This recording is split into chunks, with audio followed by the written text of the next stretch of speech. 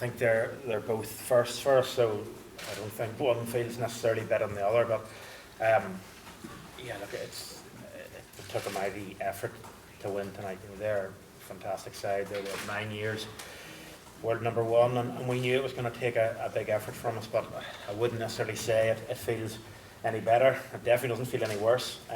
It's kind of hard to know what it feels like at the minute.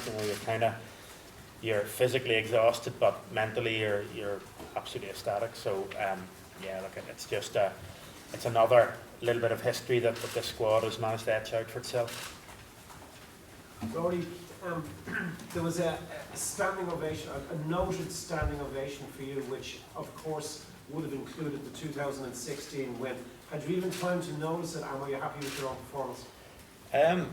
Look, I suppose I thought that was maybe for Tag, because Tag had an unbelievable day in the scrum, and I think we asked that question yesterday about performance, and I think when you're a hooker, you judge a lot of your performance around the line out, rightly or wrongly, and it just felt, like I said yesterday, a little bit rusty in there, and it didn't go well, or as well as we'd like last week, and there was obviously a lot of pressure because New Zealand have a fantastic line of defence. But I think for me it was trying to block a bit of that out and just go around and do what I do well for the team, and that's sort of working hard and trying to hit a few things and clean a few rucks and be there whenever the team need it. And I think if you can ask that of everyone on the team, and everyone can put their hand up and say to do that, then generally what happens is you get a good team performance. Joe, what gives you most pride about that performance? From start to finish, really. Early in the game, those first few minutes, we were almost camped on our line, defending wave after wave of attack. We saw that off, got out of our area and put a bit of pressure down their end. We almost created a try. We got held up over the line. We got very close, even with Rob Carney getting it over the line. I don't think it was a try. He wasn't on his feet when he picked it up anyway, and there was a little knock on. But we felt we weren't far away, and if we could get something on the back of it, it would help build confidence. And then maybe in the last 20 minutes we put a bit more ball in the air. Fatigue was starting to take its toll. We started to get a little bit narrow, and we got a bit of joy in the air early on once we started kicking. But it's kind of like you get 4.5 seconds of reprieve, and then they start coming back at you. And it was an incredibly collective, hard-earned win, and I'm really proud of the way they stuck to the task. Steve Hansen says you're now favourites for the World Cup. Would you go along with that? The World Cup in 12 months' time or 11 months' time. So we're favourites. Yeah, we're going to work hard in the next week to make sure we're ready for the USA, and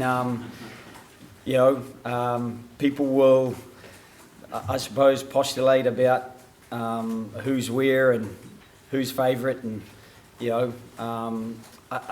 it's a nebulous thing for us because all we can tangibly control is our preparation, and then go out and try to work hard and get a performance.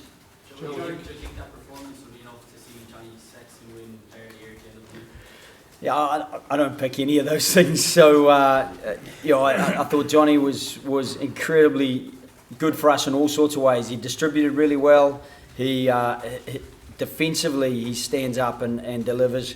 He had cramp and he showed courage. He kept going, and even toward the end of the game, he said, just give me a minute, I can finish this out. But we decided not to give him a minute because he'd pushed himself far enough. So is he a super player for us? Absolutely.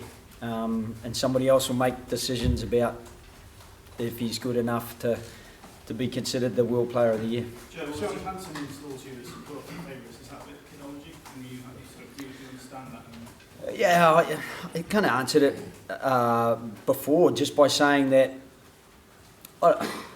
I think he probably enjoyed a little bit of banter. I've got huge respect for Steve, Fozzie, and Scott McLeod, their coaching staff, Mike Cron. So, for us to be favourites when they've been the world number one team for 9 years and continue to be the world number one team, I think we were at home. They were on the back of quite a long series of games where they've travelled around the world a number of times.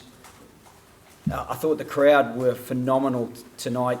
You know, that's a lot of things stacked in our favour. So we'll take tonight and we'll leave 11 months for 11 months' time. But Joe, the All Blacks have come up to Europe and won consistently. And, you know, you guys have done something that hasn't been done up here for a wee while. Don't your players deserve the credit of being called the World Cup favourites, given how they have played tonight and also over the course of the last 18 months? I think you could ask Bestie that, but for me, the players are pretty happy.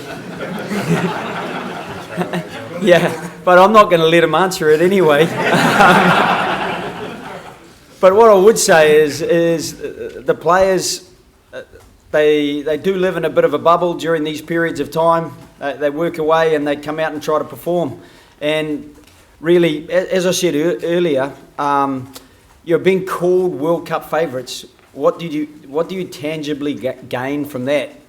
You know, if we train well, there's some tangible gain. If we put a set play together and we're all on the same page and we get our timing right, execution's good, we get something tangible from that. And they're a great bunch because it's all about things that are tangible for them and not those things that we can't really control what people say, but we can try to control how we prepare and play. Joe, was there shades of that 2013 from the match we lost here? Were there shades of that in the last 2 to 3 minutes from your point of view? Yeah, but we couldn't lose this one. We were 7 points in front. But yeah, you're right. As they worked their way back up the field, I think they got the penalty. They came up the field, and you know, it was a little bit reminiscent of that. And maybe we got a bit lucky a few times. You know, Kieran Reid, how many times would you see him knock that charge down on? There was no one in front of him.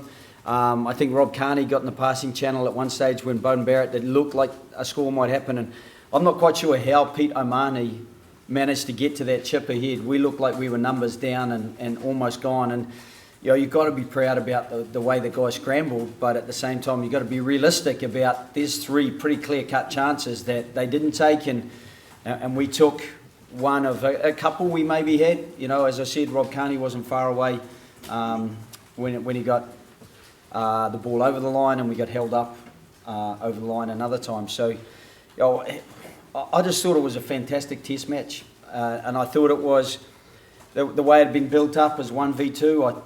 I thought it was a heavyweight contest.